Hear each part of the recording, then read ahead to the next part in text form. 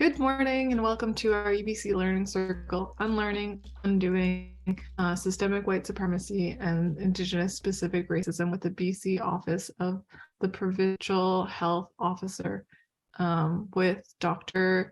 Kate Jongbloed and Dr. Danièle Behn Smith. Today's conversation is presented in partnership with the Center for Excellence in Indigenous Health. We'd like to thank the First Nations Health Authority for generously funding the UBC Learning Circle and allowing us to have these conversations. Before we formally begin, I'd like to acknowledge with respect and gratitude that I'm joining you from the unceded territories of the Musqueam, Squamish, and Tsleil-Waututh Nations. Please feel free to introduce yourselves in the chat box below.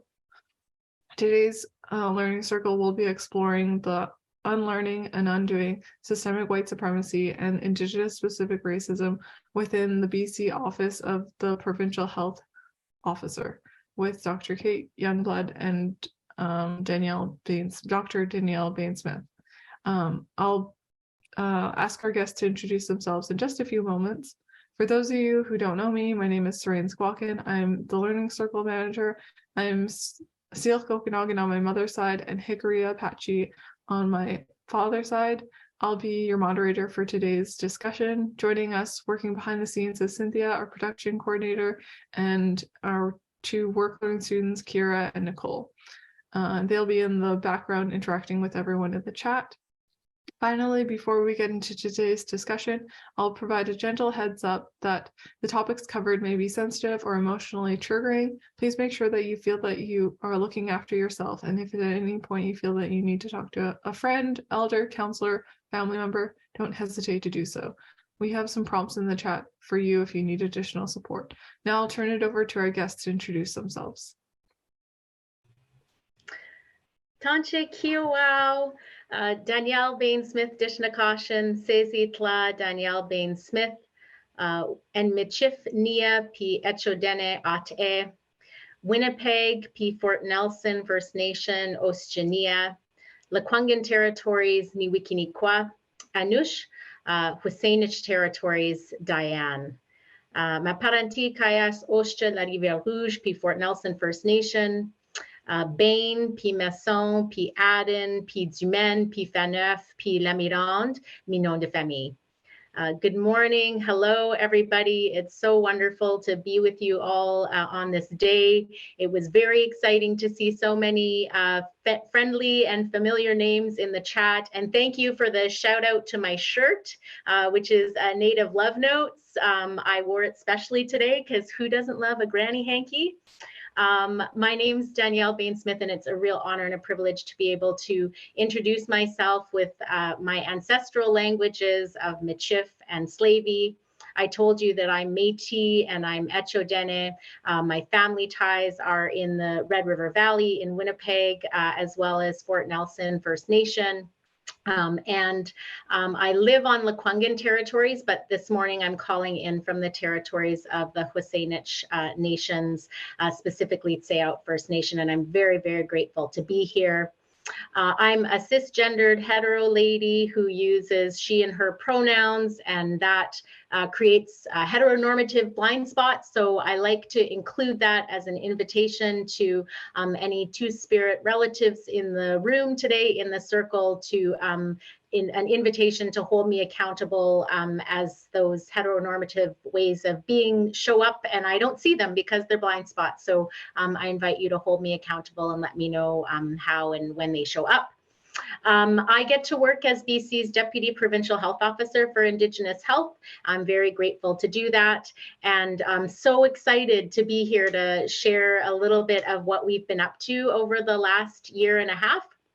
And so I'm very grateful to be able to do that with my friend and my sidekick, Dr. Kate Jongbloed, who will introduce herself in a moment. And it's really, really important for us to also share that none of this would be possible without the full and unwavering support of Dr. Bonnie Henry, who is, of course, BC's Provincial Health Officer and is the person who shows this incredible enabling leadership to let us do this work. So we wanted to honor her today. In addition, acknowledging all of the territories that we're joining from and all of the medicines that are in those lands and waters, and how grateful we are. Everything that we're sharing today comes from a really humble place, and we're just really excited to share what we've been learning, because it's been yeah, just exciting work to be a part of. And we want to recognize that it is fully based on the teachings that we've received from elders and mentors and different teachers along the way. So wanting to acknowledge that as well. So I will take a moment to share my screen, which worked in the tech check. So hopefully it's going to work just as smoothly right now. And I will pass it over to Kate while I'm doing that to introduce herself. Hi, everyone. Thank you so much for having me here today. My name is Kate Jongbloed.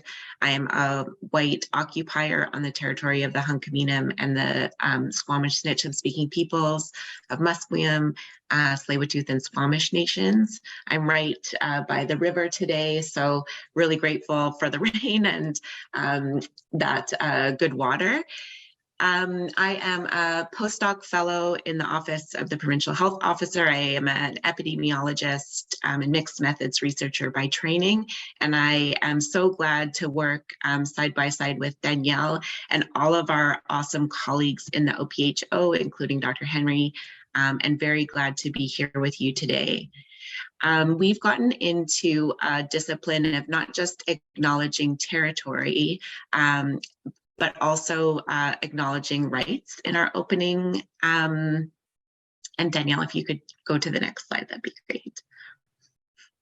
Okay, so I want to acknowledge that First Nations territories stretch to every inch of this province, and that inherent rights rooted in connection to land and territory have never been ceded or surrendered here. These inherent rights are upheld in international, national, national and provincial law. And so as a settler person here, I have obligations to these inherent rights. And I recognize that there are long-standing First Nations laws and systems integrally tied to the lands and waters of these territories. And I also recognize generations of Indigenous rights holders who are First Nations, Métis, and Inuit from elsewhere in Canada, and they also call these lands and waters home. And especially this month, I also want to recognize the descendants of enslaved Africans who now make these territories home. I recognize their work against white supremacy and anti-Black racism. And I am starting to understand my responsibilities in relation to those systems of oppression. And yeah, that's a work in progress for me. So I want to make that acknowledgement as well. Over to you, Danièle. Briefly, what we are working towards is to unlearn inherited and systemic white supremacist ways of thinking to become meaningfully inclusive of diverse worldviews, perspectives, and approaches, and to undoing inherited systemic white supremacist approaches that are hardwired into our structures, policies, practices, norms, and values within our office. And so, as you will discover as we go through the rest of our sharing this morning, Kate and I love metaphors, and there are many that we find useful in the work. In relation to this kind of overarching purpose to the work, we really think about the unlearning as being able to see more clearly represented by these glasses, to be able to see this sort of insidious white supremacy and anti-Indigenous racism that's embedded all around us. And then when we see it, to get to work and start to take actions. And so we represent that with these gloves that we put on. These are reconciliation gloves to remind us that this is really action-oriented work. We have a number of guiding principles that help to ground us in the work. And so we acknowledge that systemic white supremacy is an everyday problem that requires everyday attention.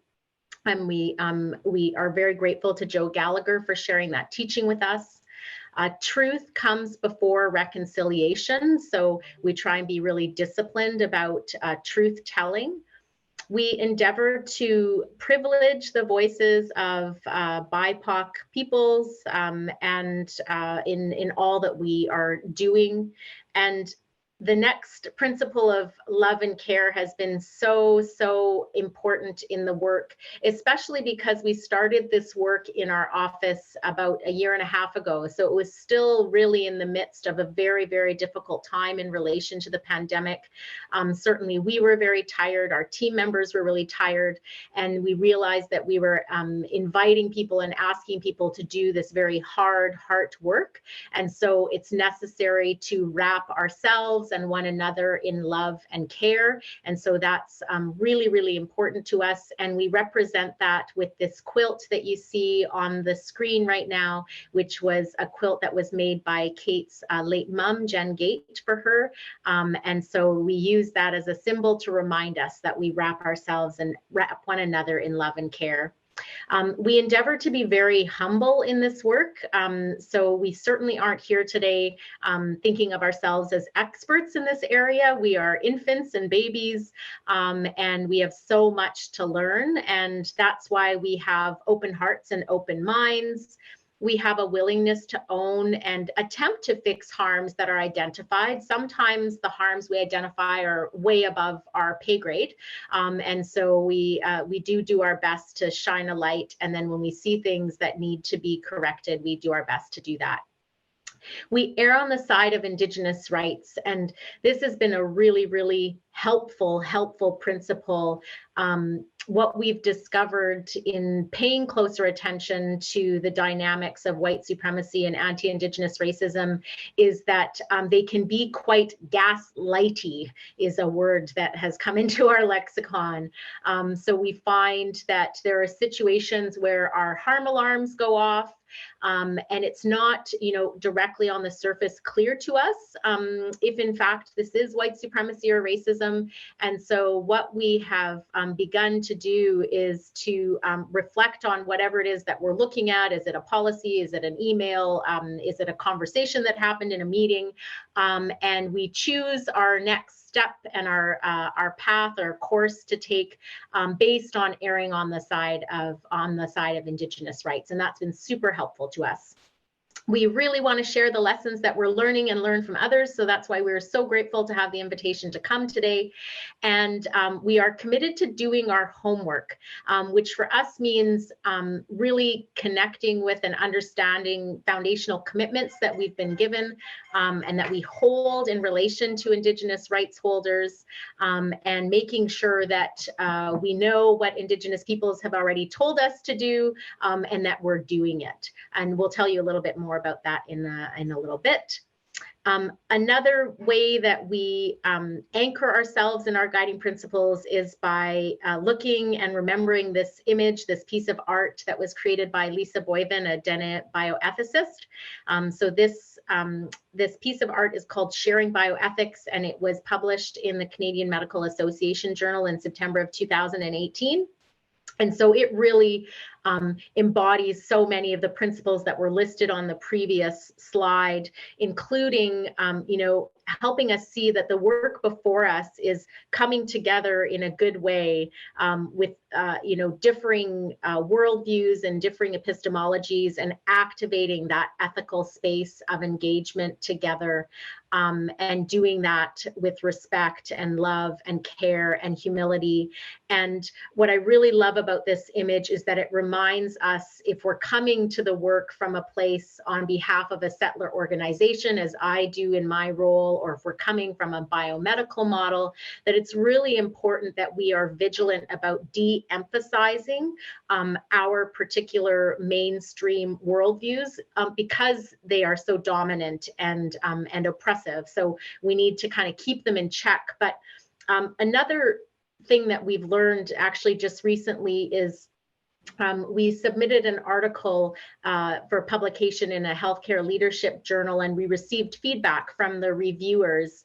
And one of the reviewers described our article, which the article is a description of a piece of our work that Kate will be speaking to in a moment. The reviewer described our work as being hate-filled and representing hate against white settlers. And it was so distressing for us to receive that comment and feedback, and to think that somebody was experiencing our work in that way, because of course we think about the work as being grounded in love and care. But it also reminded me, and this image reminds me, to recognize and to be very explicit that this is about different knowledges and wisdoms coming together, and that each of these, you know, or many, all of the different worldviews that are at play, and I'm saying many because I don't want to be pan-Indigenous in the way that I present this, but recognizing that there are multiple worldviews at play, and we all have gifts that we bring, including from the mainstream settler perspectives and biomedicine. And so we've included this slide today just to have a moment to reflect on that, and the ways in which white fragility can show up, and the way that we can respond by being really explicit about how we orient ourselves to the work. So I will pass it over to you, Kate. So as Danielle has said, we really rely on a number of metaphors which help bring clarity to our glasses in this work. And so I'm going to share one here. And I just wanted to pause before I share it.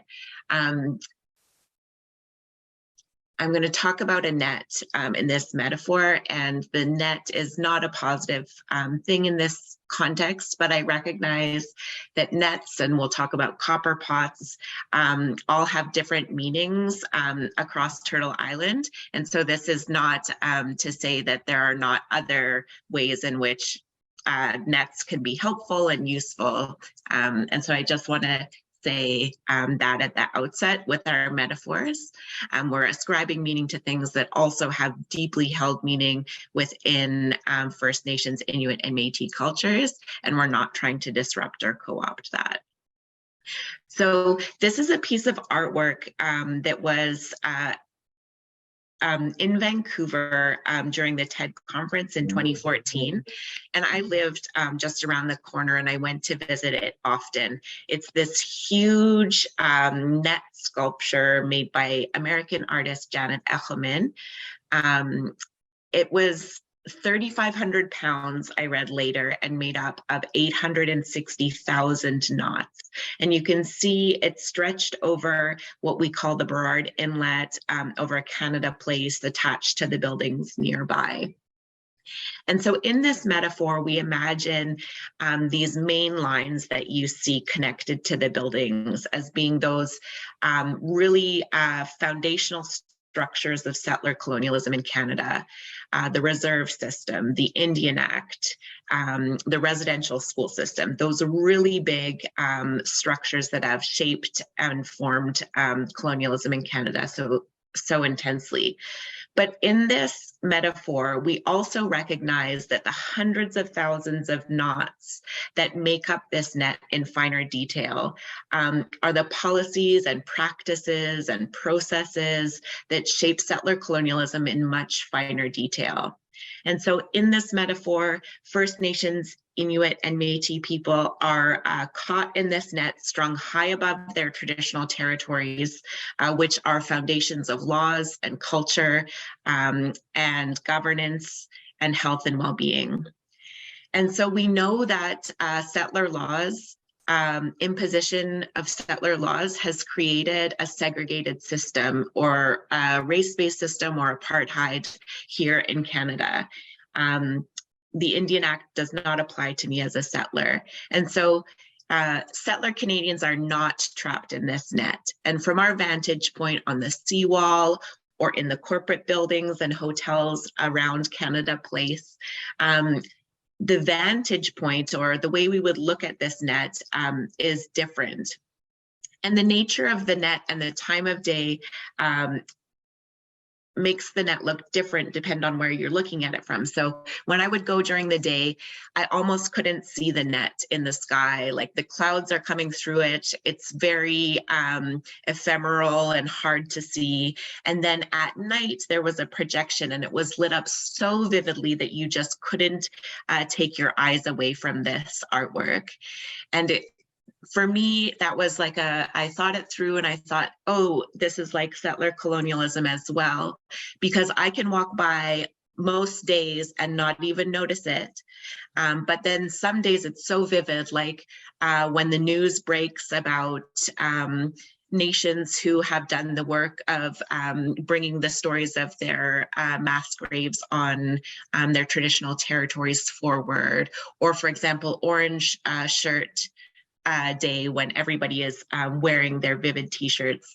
I have this moment where it's this net of settler colonialism is lit up so brightly, and I turn my attention, and we often hear this question, oh man, like what can I do? But then the news cycle recedes. We leave the National Day for Truth and Reconciliation, and our attention turns back to our day-to-day lives.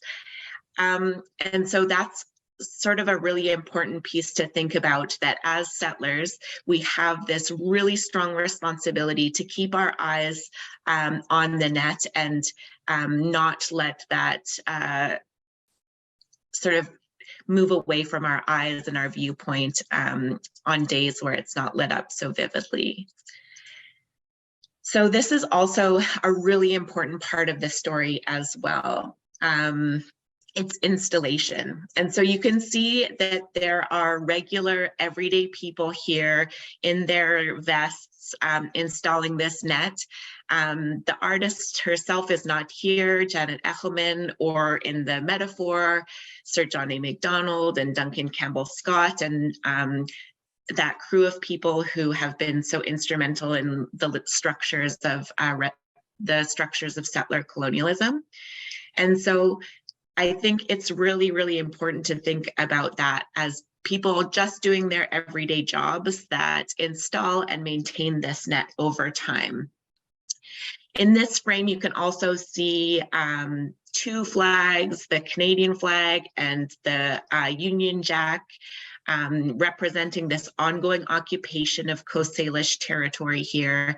Even the soundtrack, if you were here at noon, every single day, they blast the first four notes of O Canada, again representing this ongoing dominion of this unceded territory. And there's a little Flyover Canada kiosk, which helps us with this metaphor even further. We recognize that the net of settler colonialism stretches over the whole geography of what we term colonially as Canada, affecting First Nations, Métis, and Inuit people from coast to coast to coast. So the artist didn't set out to make this metaphor. We've talked to her and we've asked her permission to share it in this way. So we're really grateful for that. But she also inadvertently offered a comment on where we go from here. So the net is not solid. Indigenous resistance has ensured that there are many holes, despite attempts through history to tighten the weave. And instead what has happened is that settler colonialism has created a really precarious situation. And so we've heard and talked about at different times that just a straight cutting of those major lines would cause tremendous harm. And so instead, the way we are seeing our work for the time being, as the powers that be work on dismantling those big lines, is that each of us working in the settler health system, whether it be academic life or in the health system or in clinical work, we likely have one or more of these colonial knots within our sphere of influence.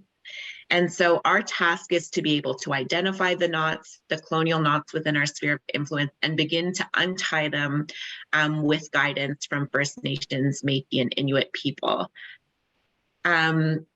this is hard and patient work, and I go back to that guiding principle of everyday work that requires everyday attention to be able to consciously and constructively untie those colonial knots. And so that is the metaphor that we wanted to share, and you'll hear us over and over refer to colonial knots as become a really important shorthand for our work. Back over to you, Danièle. Mussy, Kate. So the next slide is a truth-telling slide, and it is to describe with a little bit more detail what it is that we mean when we use the language of white supremacy, because we recognize that it's language that can create discomfort, or does create discomfort for many, if not all, people. And so we're sharing this painting that was created by Cree artist Kent Monkman, and this painting is called The Daddies, and it's a recreation of a Robert Harris painting called The Fathers of Confederation. So the original Robert Harris painting was commissioned by Ottawa to celebrate and honor the Charlottetown Conference, which was one of 3 conferences that ultimately led to the Confederacy of Canada. And the story that I understand is that when Kent Monkman saw the original painting, he was struck by an empty footstool in the foreground. And he saw it as an opportunity to shine a light on the fact that Indigenous peoples were excluded from that really pivotal moment in Canadian history. And he's done that very artfully, obviously, by occupying that space with this androgynous alter ego, mischief eagle testicle, who's sitting on the Hudson's Bay blanket in her Louboutins. And so it's really important to think about the truth of that moment and the fact that we were excluded because of epistemological differences and because of the widely held belief at the time that Western European ways of knowing and being were superior to that of Indigenous peoples. There was a prevailing ideology of white supremacy, and really the truth that's displayed in this picture is that that prevailing ideology is really what forms the bedrock now of the structures and systems that govern our day-to-day lives. And it's of course affirming to think that there's nobody that's tuned in today, and very few people that actually hold that as a personal belief today in 2023, that non-Indigenous peoples are superior to Indigenous peoples.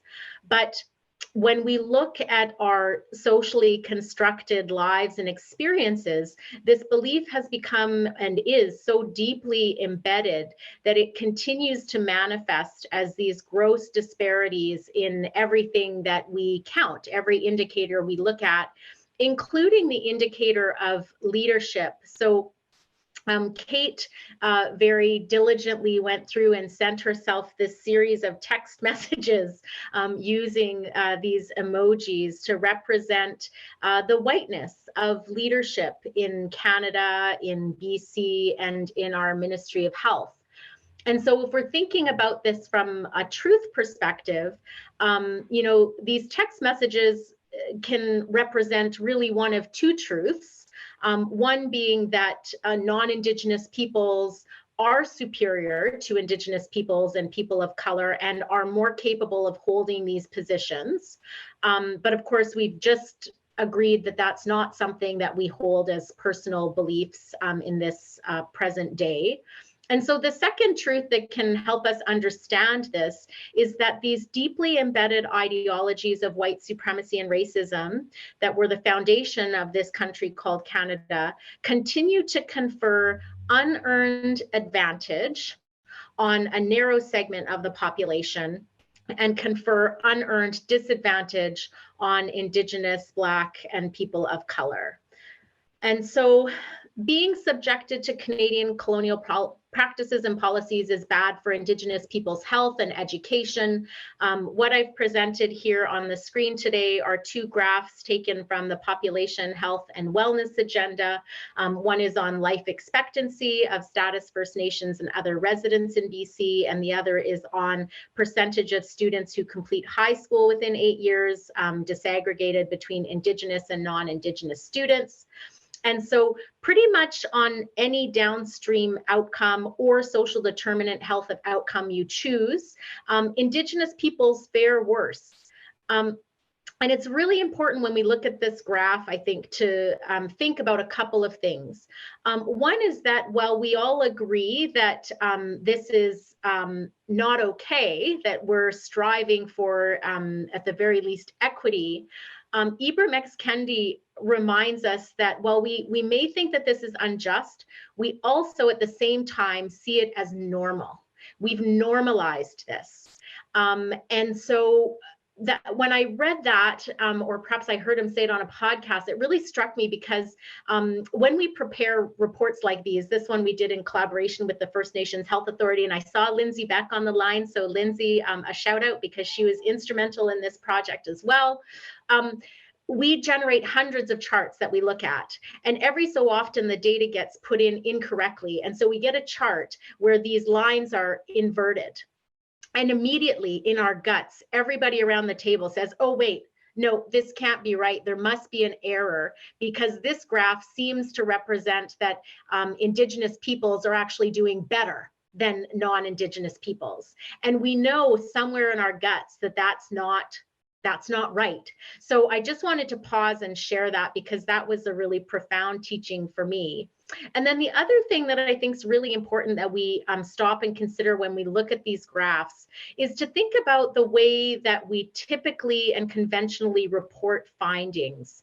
And when we report findings, and especially in relation to Indigenous peoples, we often or almost always are implicitly attributing risk to indigeneity.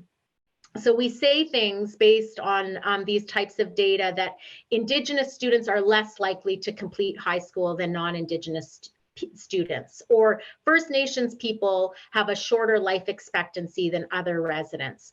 But if we think about it from the principles of epidemiology, the study of disease patterns and trying to identify risks of different exposures, if we think of a different topic, we say things like the risk of dying from lung cancer is up to 25 times greater among smokers than people who never smoked.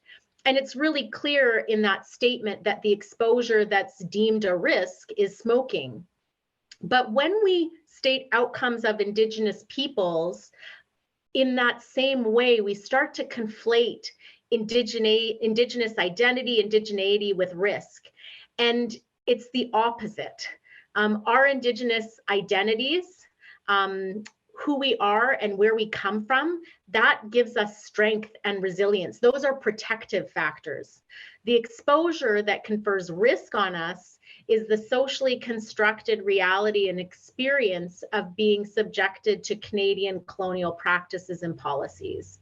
And so this really brings us to the work that we've been doing in the OPHO over the last year and a half to begin to arrest white supremacy and racism, and our efforts to center and act upon the foundational commitments that we hold to Indigenous rights holders.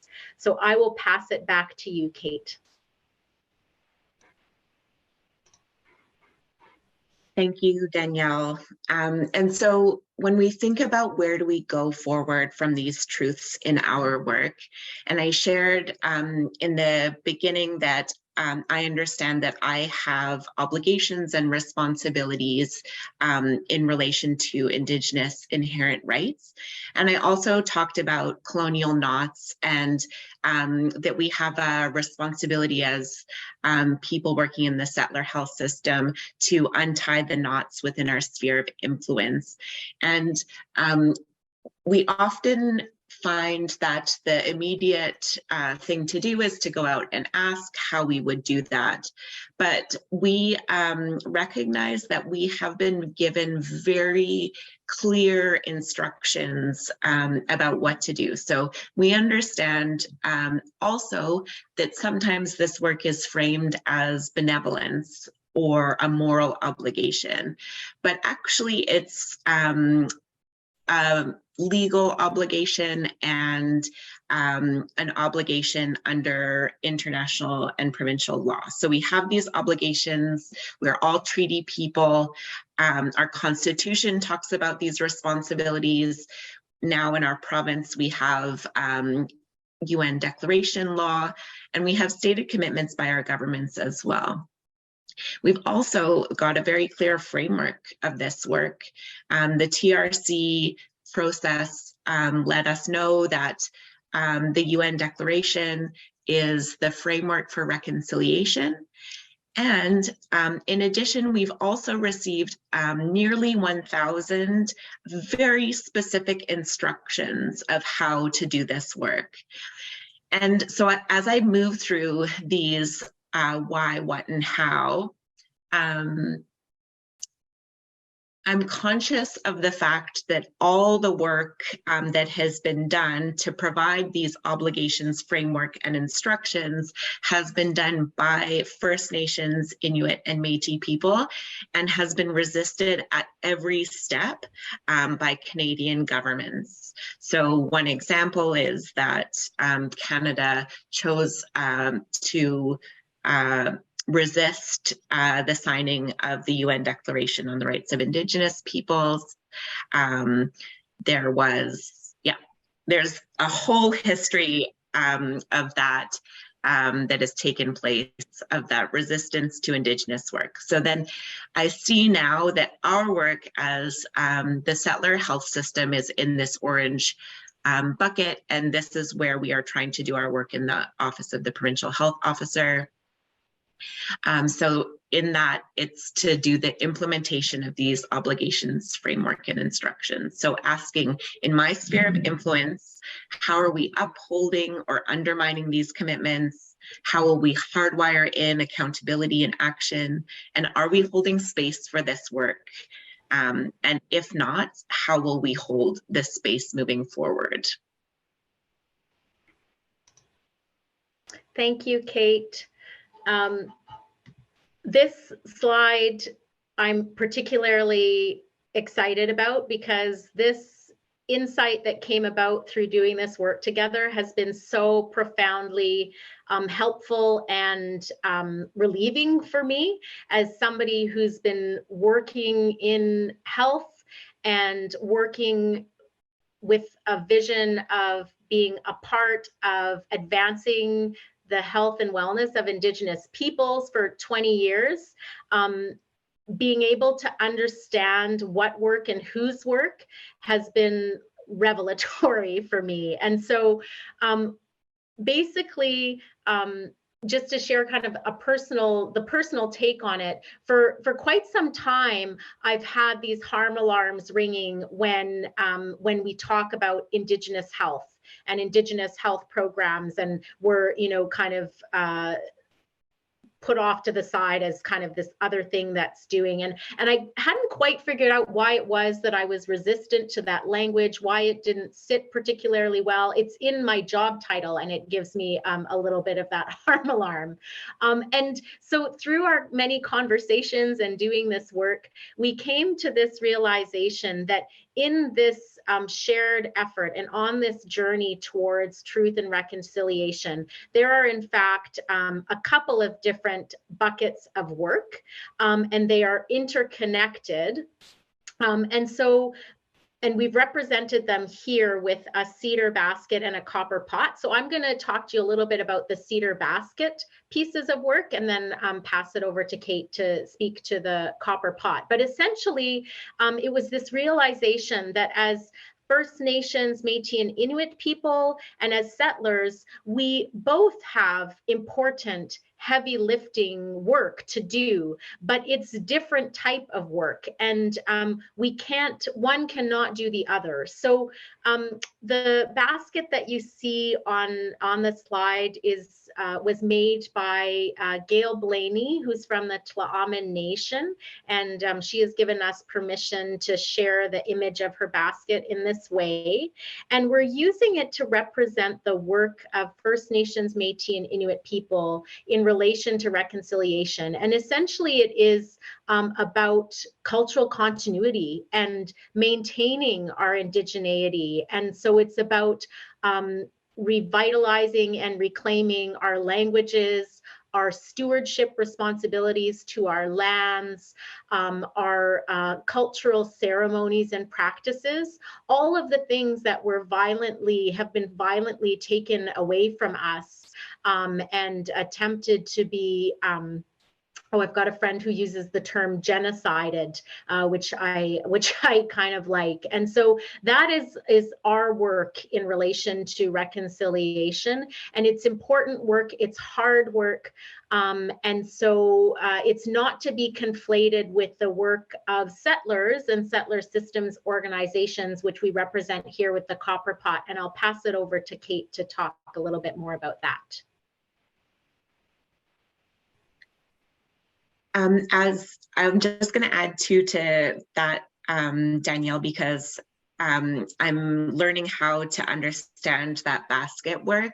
And so I understand that one of the things that happens to Indigenous people working in mainstream health systems, often with a title of a Department of Indigenous Health or Indigenous Health in the title, is that in addition to that sacred work of basket that we're representing here with the basket that has been here on these territories since time immemorial, Indigenous people are often also asked to do the work of cultural safety and anti-racism work within that portfolio.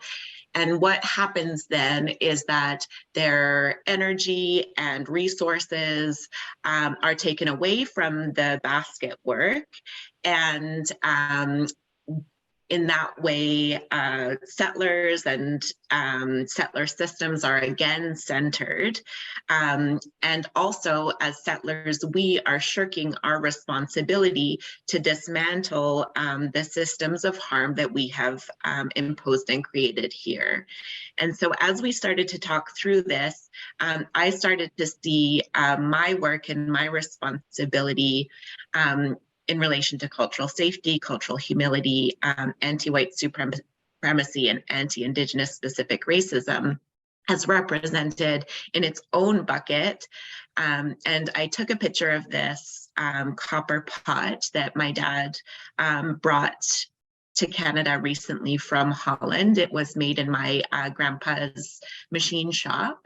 And it represents for me sort of a set of worldviews that's very new here in Canada. They're not the worldviews and perspectives that have been here for thousands of years. And I also paused because I heard from a good friend of mine about the copper pots in the work of water keepers in Anishinaabe territory. So I want to recognize that there is copper pot basket work too.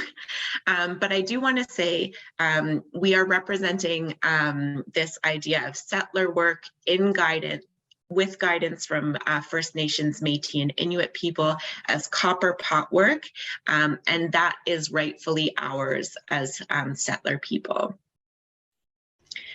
May I just add one other thought? Kate, thank you. Yeah, because I think that that's so helpful, and that does help clarify for me, or bring some clarity, that the harm alarm around the Indigenous health is that it leaves settlers out of that problem solving and implementing work, because we are just centering Indigenous peoples.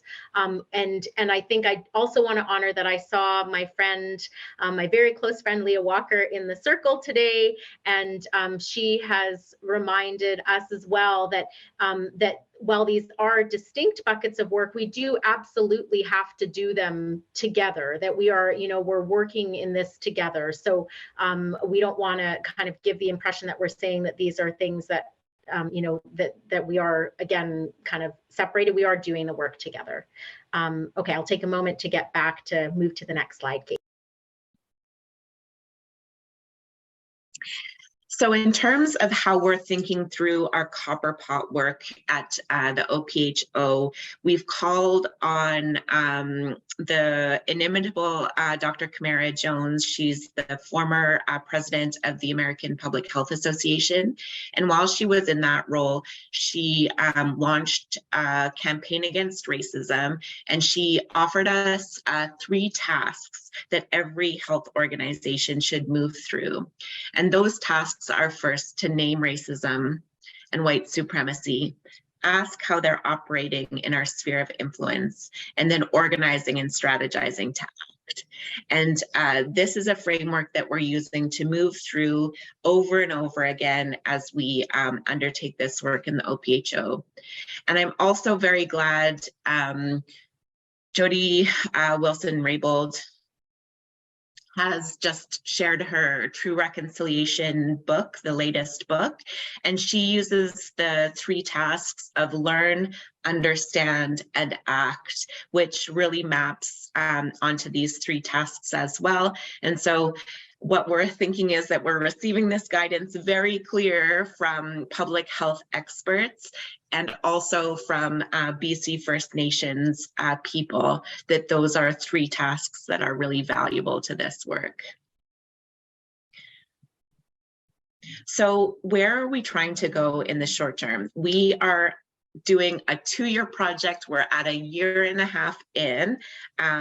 Obviously, this is the work of us as a generation of health leaders, but our goals at the outset of the Unlearning and Doing project in the OPHO were to be able to see the net and our relationship to the net, to know which knots existed in our sphere, exist within our sphere of influence, both as individuals and as a collective at work, and to understand the path forward that's been identified by Indigenous peoples, those foundational commitments, and to know which foundational commitments and those specific instructions that fall within our responsibility as a unit, as a team, and as an individual, and then to create these ongoing processes to identify knots, to activate a culturally safe response to untie a knot when one is identified, and to assess new actions to make sure they're not creating new knots. And Danielle, I don't know, I hope that it's okay that I share this, but like when I first came into the office, I did witness the process that was in place was that Danielle was the only Indigenous person working in our office at that time. And so she was responsible for putting that lens, those glasses to any documents or materials that were coming through her desk. And that when a colonial knot, like Danielle, I understand that your harm alarms would go off because that responsibility was on you to sort of identify colonial knots and move forward. And so now where we're at is that people in the office, we all understand that we all have responsibility to identify colonial knots, and that we do as much work as we can, we do as much homework as we can before it arrives on Danielle's desk or any of our other Indigenous colleagues' desks, to reduce those instances of harm alarms. So I think I'm passing back to you, or do I still? I think it's going to go to you actually for the next one. But I just wanted to say, because that's been so huge It's been incredible to feel that level of support, and that we are actually all as a team turning our attention to this work. And I work as a functional medicine doctor. A little part of my work is around that. And it's amazing to me when you start working with somebody to deal with the root causes of their illness or whatever they're dealing with, that when you start dealing with the root causes, so many people, get better, and they had like an initial complaint or thing that was really bothering them, but they start to get better, and then they say, wow, I had no idea that I was actually feeling that bad. Like they had gotten used to that baseline. And so for me, especially over the last 6 months, where this has really kind of permeated the whole team, it's been so uplifting.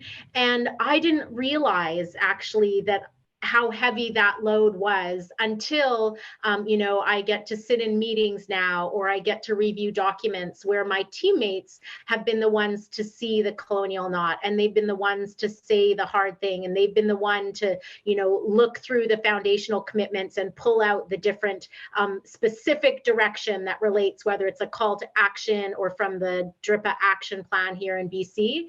And it has just like really filled my heart and just contributed to my own sense of balance and resilience in the work. So I'm glad that you brought that up, Kate, because I've had lots of heart warms rather than harm alarms, heart warms. Okay, so I'll move it forward for you, Kate, here. So one of the first tasks that we did was we wanted to see where we were at as an office in relation to the foundational commitments to Indigenous peoples that I shared earlier. And so we did a benchmarking activity in June 2022. And these pies are about sort of engagement with foundational commitments. So people could be not aware, heard of it, read it, engaged with it, or taken action in OPHO work. And the place that we're trying to go is if these, each of these pies was the darkest color, that's sort of where we're aiming to go. And so you can see here that in this initial check-in with us as a collective, we had variable knowledge and variable awareness of the existing instructions that we've received here in BC. And we also, at the same time, ask people to reflect on what supports them to engage with foundational commitments, what hinders them from engaging with foundational commitments, and what do they need that they don't have already. And so I'll pass it over to you, Danièle, to talk about what people told us. Yes. So we came up with this handful of pragmatic findings to arrest white supremacy and Indigenous-specific racism in our office. And in the POM, two key takeaways for us is that starting conversations with our grounding principles brings a sacredness to the work that helps us move forward when the work is hard or heavy, or we're not quite sure on which direction to go next. When we're feeling stuck, going back to those grounding principles always lights a way for us. Also, that starting conversations with the inherent rights of Indigenous peoples shifts the tone and really illuminates our obligations. And so we've been quite disciplined in that. Colonial knots abound. They're everywhere. When you start looking for them, they show up everywhere. As Kate just mentioned, there is a variable knowledge across our team in relation to foundational commitments. Enabling leadership has been such a critical piece to being able to do this work, and it just happened to land on the middle finger. It was not intentional, but we think that's quite funny. Dr. Henry has been so supportive, and what has really enabled people to get on board and lean into this work is that she has been so vocal in the office, outside of the office, and giving really clear direction to the team that this work is priority. This work is really important. And so I need you as the leader of this team to pick up this work. And because we are grounded in love and care, that doesn't mean that I'm asking you to pick up this work and add it to the mountain of work that you are already doing. It means that I'm asking you to pick up this work, and I understand that means you've got to put another piece of work down for now. And that means that our deadlines and our timelines are going to get delayed. And so she has really had our backs in that, and really helped change the culture of the office, and also just positioning this work as so important. Operational support has been a key factor. So having Kate with us full time is something that the staff and team members have really appreciated. We recognize that there's like the importance of this sort of basket and copper pot, and having this duo of leadership of Kate and myself has been really important. And many of our settler team members have commented how it's been helpful to them to have Kate, who's a settler, a white occupier, who's, you know, perhaps farther along in her journey towards reconciliation, that they can connect with and ask questions that they may not feel comfortable bringing to me. And then the last finding is that there is this high level of commitment across our team to making things right and contributing to truth and reconciliation and upholding those foundational commitments. And people are asking for clear guidance. What does that mean for me at my desk, in my role, in the activities that I carry out on a daily basis? And so yesterday, we just had this epiphany as we move forward in this work, and we're getting to this place of undertaking a policy and process review that we're going to start. We've started many clubs over the last year and a half, Unlearning Club and Not Cruise, and our latest club that we're just starting is the Inky Pinky Club. So it's going to be the Inky Pinky Clear Guidance Club. So reps from different parts of our office will come together to figure out how to write down and how to look at our written documents and write them in anti-racist ways that uphold Indigenous self-determination and inherent rights. So those are some of the findings. One of the pieces that was also has been very helpful to us is to clarify our vision and what it is that we believe and that we're working towards. So we recognize the inherent rights and title of BC First Nations and the inherent rights of all First Nations, Métis, and Inuit people now living in BC. We acknowledge that these rights can only be fully exercised when the ecosystems in which they are embedded are vibrant, biodiverse, and loved and cared for. And so we share a collective responsibility to the health and wellness of these territories. And we actively work to uphold the inherent rights of Indigenous peoples by taking actions on specific foundational commitments made to Indigenous peoples, for example, UNDRIP, TRC, missing and murdered Indigenous women and girls, and in plain sight, being trustworthy in relationships with Indigenous partners, and taking anti-racist actions in all aspects of our work. So we will give you a snapshot of the tools that we're using. So there's many different activities and tools that we've undertaken in these different domains.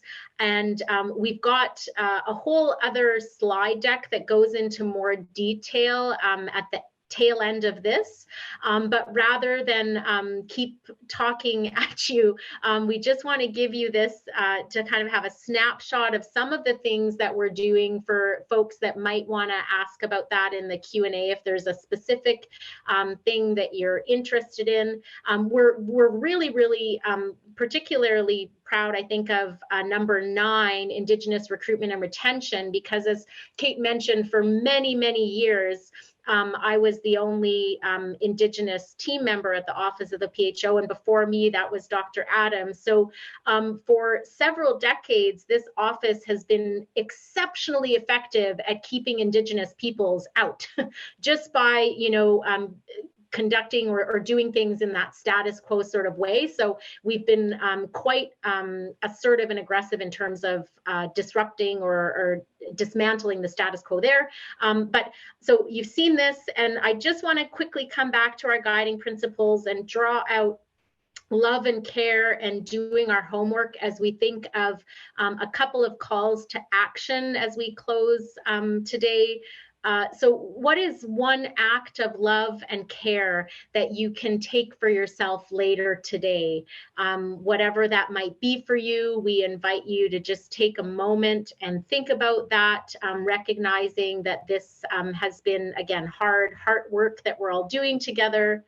And that will help prepare you and give you the strength and resilience that you might need for the next call to action, which is we're inviting everybody in the next week to identify one thing that you can commit to doing as in terms of doing your homework to unlearn and undo white supremacy in your sphere of influence. And so that might be going to one of those foundational commitment documents and really having a look through to pull out the ones that are relevant to your particular area of work. So Kate, I'll just pause for a moment to see if there's anything else that you wanted to say before we close and pass it back to Seraine to moderate a conversation.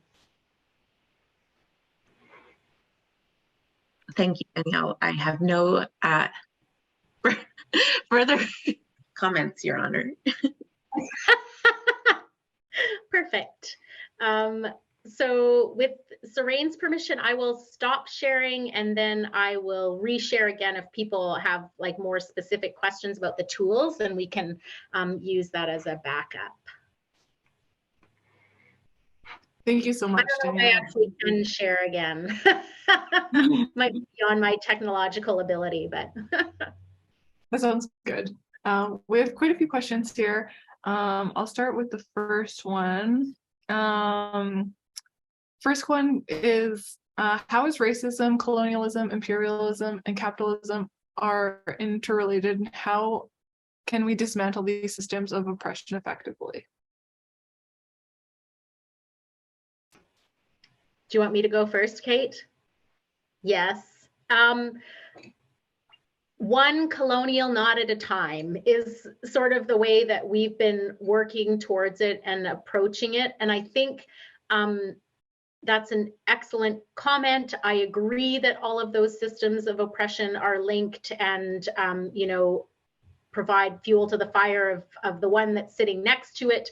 I think what we've found in the work is that by working together to see colonial knots and then beginning to untie them, is that it really does, you begin to see how that colonial knot is connected to the one next to it, and it really becomes an exercise in truth telling and examining, you know, why are the systems and structures the way that they are, and so you kind of start to see how all of those things are connected, and I would say that I mentioned how heartwarming it's been to have this like transformation in terms of the way that my teammates are working in relation to this, these pieces of work. It's been so profoundly different.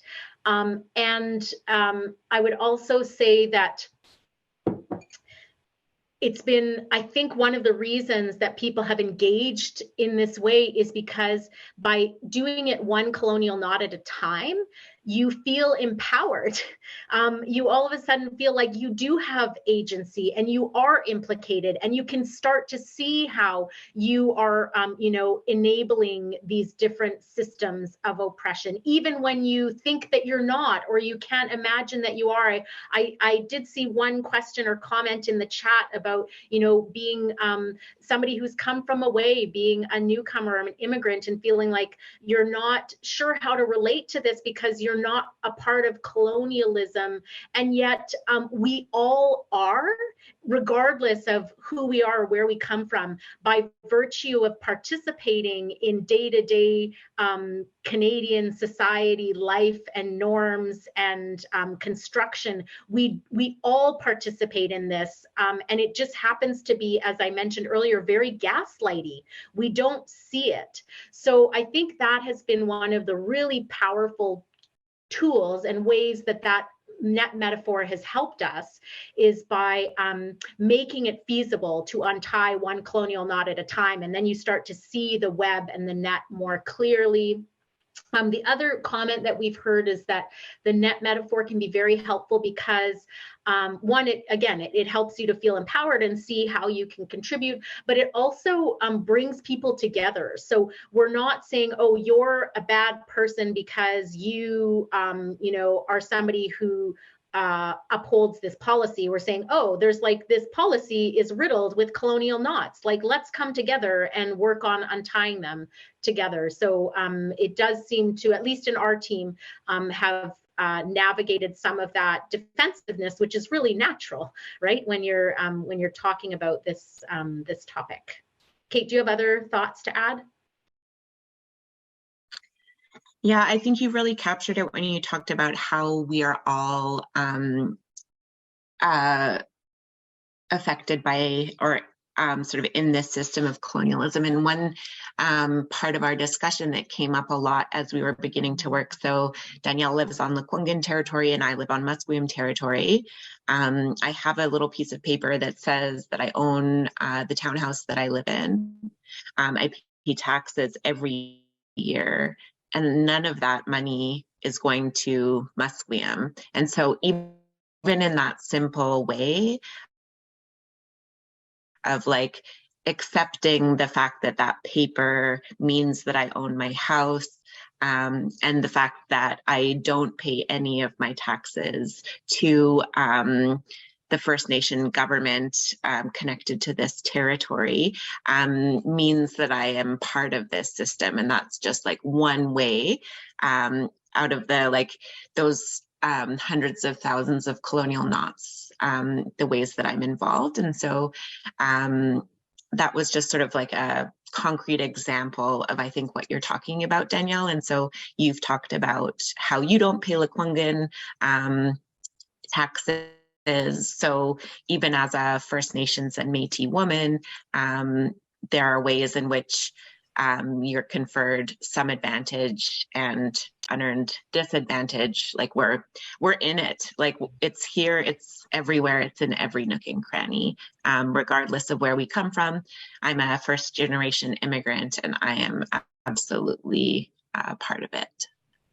Yeah, I think I know there's other questions too, but I think it is about that I am participating in the occupation of Lekwungen territories. Even though I'm an Indigenous person, I'm still participating in this occupation. And so finding ways to see that, I think, and then participate in cash back and finding other avenues. And the City of Victoria has established a reconciliation fund that property owners in the City of Victoria can contribute to while they're paying their property taxes. So I think those are all the ways, but I think the question is right, like it's everywhere and it's interconnected with all of those different systems. And so it's about going back to Joe Gallagher's teaching of, these are everyday problems that require our everyday attention, and seeing them and being mindful about how we participate, and then how we can resist that or shift that participation. Thank you for answering that. And I totally agree. Like we are, as Indigenous people and non-Indigenous people and people of color and BIPOC, uphold the system of colonialism, and that's to dismantle it is having to dismantle other parts of the system. So thank you for answering that. And then our next question is, can people call your office to help navigate a person's experience with healthcare system, like help navigate a pushy MHO who wants information? Yes. If it's related to a medical health officer, so the way that things are structured in BC, obviously there's like a whole complaints process if you're going for clinical care at a, so for clinical care, for public health care, the local medical health officers work in health authorities typically, and so they report both to their chief medical health officer in the health authority, but then also have reporting responsibilities to Dr. Henry in the office of the PHO. So those would be kind of the two avenues if you're experiencing difficulties, would be to go to sort of the chief medical health officer in the health authority, and you could also reach out to us as well. And I'm sorry to hear that. That sucks, but colonial knots abound. We've got lots of work to do, and if maybe just to let people know that as part of that Inky Pinky Clear Guidance Club that's getting started, one of the pieces of work that Amber Louie, who is a Tunaha nurse that's working with us as an MPH student, has been working on is looking at the medical health officer practice standard or standard of practice as one place that we can really start to bring our put on our glasses and really look for the ways in which it's not yet fully upholding Indigenous rights and self-determination and foundational commitments. So that is a piece of work that we are actively working on. Great, thank you so much. So we have another question from a healthcare provider.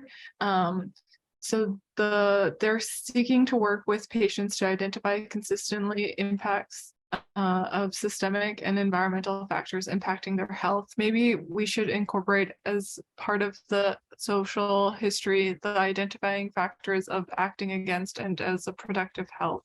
How has there been discussion? Has there been any discussion around this topic? Sorry, that was like a long question. It was long, and so I'm like scrolling back. Is it at the top? I might do better reading it. Okay, I think Cynthia can paste it for you. Oh, okay. Sorry, guys. Sometimes. Yeah. I will say to you that my husband was also messaging me to see if I was free to talk, and I was like, no, I'm decidedly not free at this moment. Okay, to identify consistently. Yes, yeah, okay, so I understand the question a little bit better now, I think. So I think actually what I would say in response to this is that the population health and wellness agenda that we worked with First Nations Health Authority on developing, and the baseline report came out in 2021, is probably a really good resource to go and have a look at, in that that was or that agenda was really meant to be a departure from sort of typical population and public health reporting, and a first attempt to embody or bring to life that Lisa Boyven picture of multiple worldviews kind of sharing their gifts on a given topic. And so as it relates to your question about risk factors and protective factors, that agenda has a visualization of an ecosystem and talks about roots of wellness and what are those deepest roots of wellness. And essentially we were asking ourselves, what do we as First Nations people need more of to restore our natural balance in health and wellness, and what do we need less of? What are the things that are getting in the way? And so this ecosystem emerged where these deepest roots of wellness are the things that make us uniquely who we are as Dene, Tunaha, Tlingit, Tsimshian, Nahio, Anishinaabe. It's, our culture, our language, our lands. In the shallower soil, there's these shallower roots of wellness, which are all of those mainstream settler systems that we need to interact with in a good way. They need to be free of racism and discrimination for us to get our basic needs met: housing, education, healthcare, justice, family unity. And when those roots of wellness are well nourished, then we thrive in mind, body, and spirit. And that's represented on top of the soil with an intergenerational family that's out on the land harvesting foods and medicines. So I think that I absolutely think that there's a need, and it's not my thought. We've been told by, in that context, by BC First Nations that our what contributes to our wellness as First Nations people is much broader in our understanding than it is in the typical mainstream biomedical sense. So we do need to think about our connection to our land, our languages. Are we in balance with all of our relations? So I'm not sure if I'm directly answering the question, but I would, I guess I'm just giving a shout out to that publication as something that also has some helpful teachings, I think, as we try and think more holistically about how do we advance First Nations, specifically health and wellness, because that was a First Nations report. Do you have thoughts, Kate?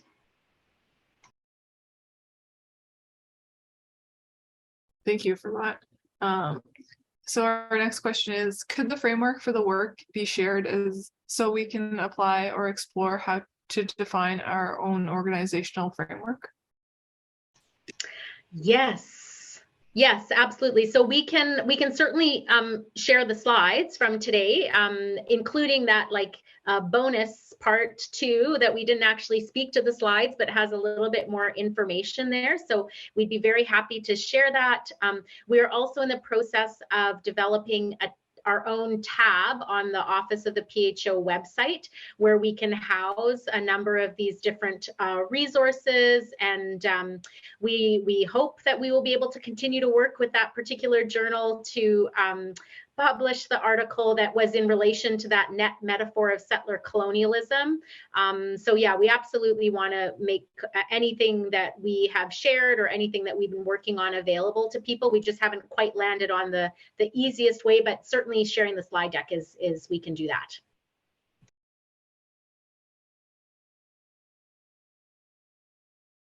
Our next question is, the province is planning to introduce an anti-racism legislation complementing the first piece of Anti-Racism Data Act. What would you like to see in the legislation to combat systemic racism in the healthcare sector?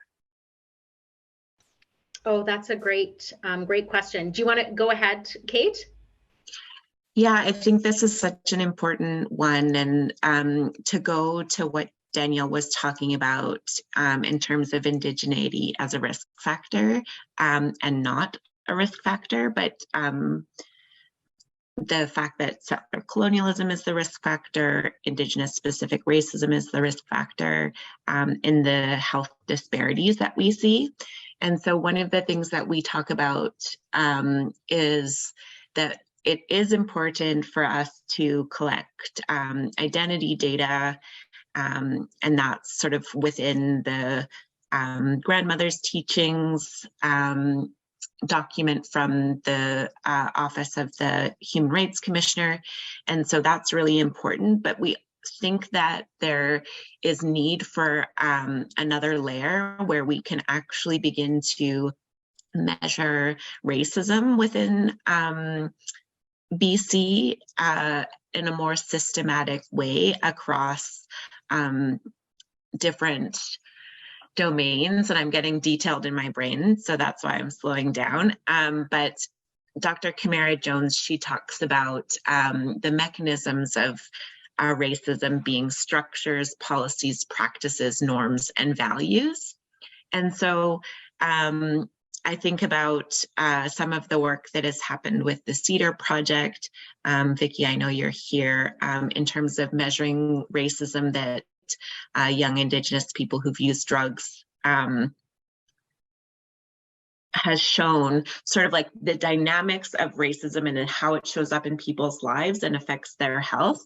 So in my head, it's not enough just to say, is this person an Indigenous person, a Black person, or from a different sort of race or ethnicity, but rather we also need to get better at actually documenting and measuring racism so that we can see those patterns of colonial knots and how they impact health, and get more targeted in our untying of those knots, where they are in the system. We recognize that they're everywhere right now, but I think that's really important.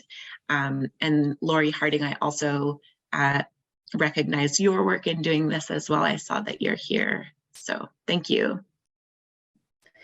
And I can just add, I think what I would like to see as a result of the work, so regardless of kind of what legislative tool, how it shows up, is really establishing that governance piece so that Black, Indigenous, people of color are a part of the governance, certainly, and that's the piece of work that's underway right now with the Anti-Racism Data Act and the steering committee for that is, you know, how do we establish the governance of those pieces, which I think is like so critical. And then I think what, yeah, in terms of what's in the act, it's exactly what Kate just said. It's sort of like the elements of the tasks that Camara Jones has set out for us, is that, you know, that the act names racism, that it asks everybody to really do that hard internal facing work of like, how is it operating here?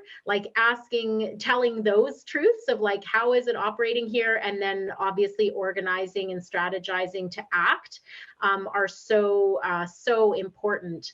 And so those are the elements that I hope the act would, you know, create as the momentum, as the things, the activities that people need to carry out.